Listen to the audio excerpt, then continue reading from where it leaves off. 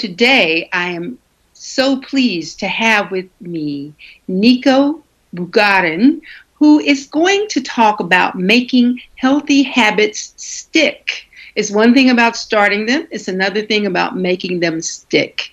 Nico is a fitness trainer and a certified nutrition coach. He is a founder of Nico's Plan, which is a comprehensive weight loss plan that teaches people how to make small weekly changes that will ultimately compound into big results.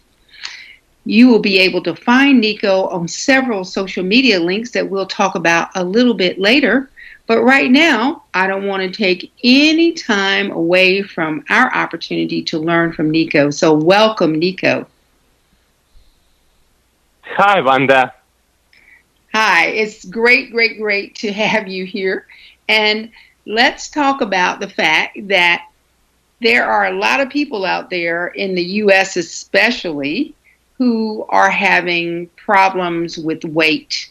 And a lot of it is, it seems to me, that we eat too many times, we eat too much each time, we eat sitting down, we eat lying down, we eat doing all the wrong things, we don't make good food choices.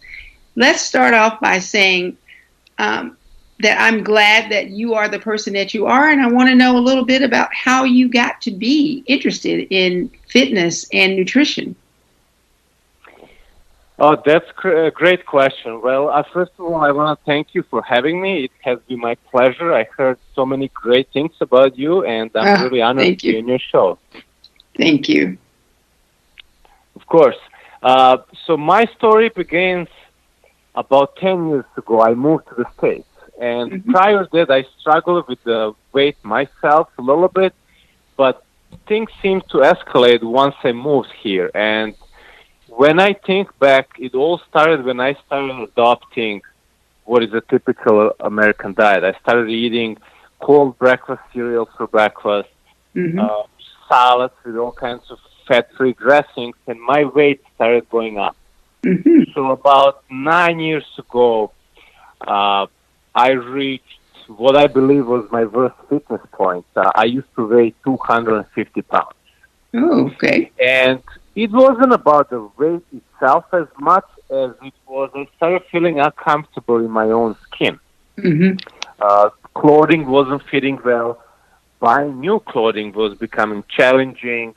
And I used to joke with some of my friends, I feel when you get a certain point and you become overweight to the certain point, it seems a little bit difficult to buy clothing that you like. So I felt it was always a little bit of discrimination against people who are a little bit on a bigger side.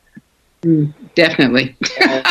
Definitely. I can tell you that when I was at my heaviest weight, it seemed like anytime I went in the store, they just had big things that were supposed to look like tents. No shape, no color, no great textures, just something to cover you up with.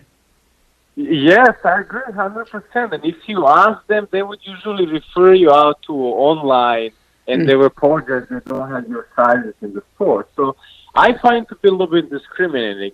But however, I decided it's time to change. And I realized that since I was already working out very hard, I was probably going to the gym about 6 times per week, and I was really putting the effort in exercising.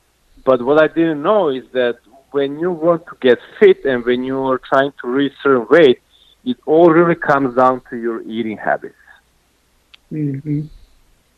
So I decided to change up and work on my eating habits. It was very challenging, emotional journey as well.